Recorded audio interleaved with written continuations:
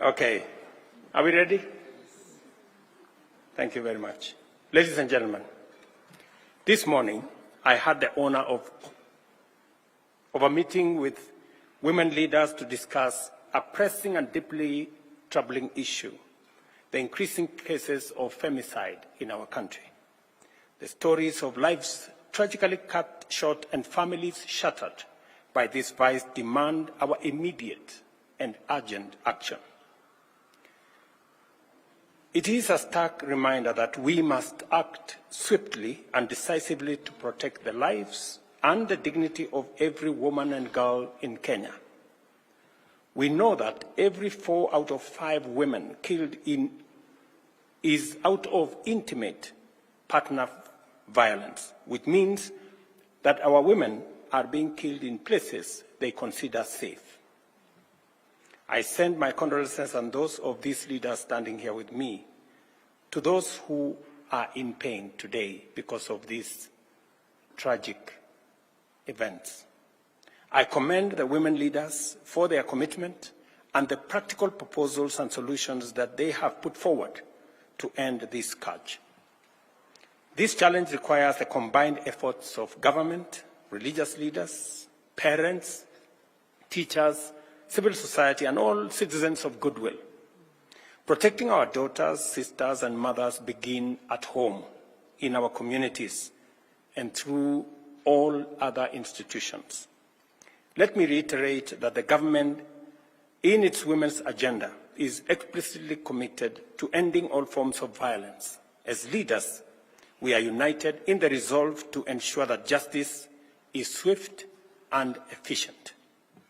I have instructed the criminal justice actors to execute their mandate without delay, holding perpetrators of femicide fully accountable. Gender desks in police stations must be enhanced, and we will introduce similar gender desks services in hospitals to ensure victims receive immediate attention and care.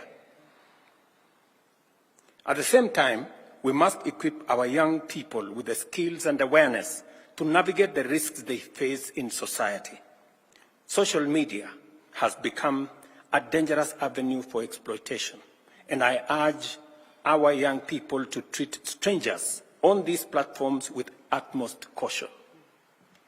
Parents, schools, churches, and community organizations must step up to provide life skills, counseling, and guidance to our young people. We urge religious leaders, too, to use their platforms to speak positively about women, women leadership, women engagement, and help congregations understand that women's rights are also human rights, creating a positive environment for women and our children. The government of Kenya is committed to ensuring that the structures that respond and support survivors do not re-victimize them. Matters psychological support and safe spaces for women and children are a priority in my office. Through the Women's Rights Advisor, we are launching a Safe Homes, Safe Space campaign during the 16 days of activism against gender-based violence that is going to start on the 25th of November. Our communities need education on the signs and causes of abuse and the resources available to victims. Awareness is a crucial step in prevention. We must increase awareness on the availability of safe spaces where victims can seek refuge, toll-free hotlines such as GBV 1195, Child Help 116, and the DCI anonymous reporting number 0800-722-203, and the counseling services in order to provide victims with the support they need to find protection. As we approach the 16 days of activism against gender-based violence, the women leaders standing here have agreed to embark on a nationwide awareness campaign to confront this vice head-on.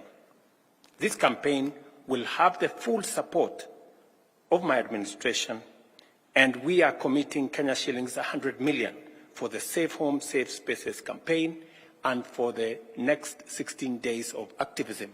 And these women leaders will lead the way in making sure that our girls, our women, are made aware of the dangers they face, especially when they engage with strangers, when they engage with people in social media, in strange places, with strangers.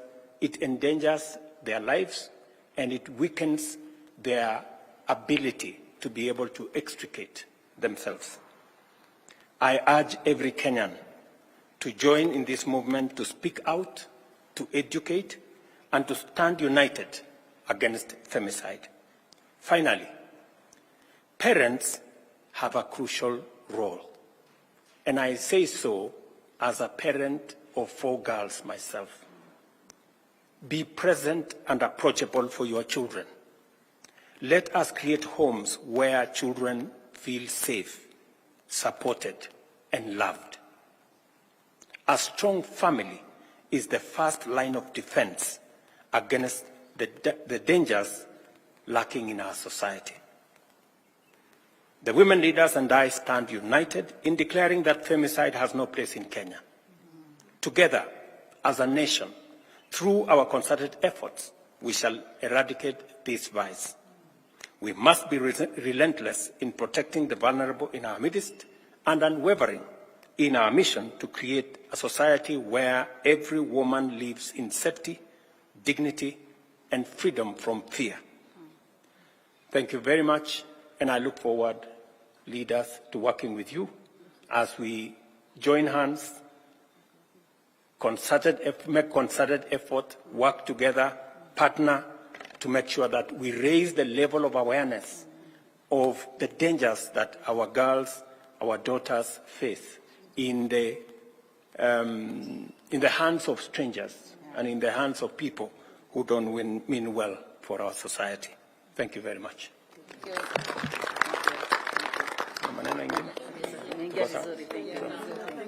you.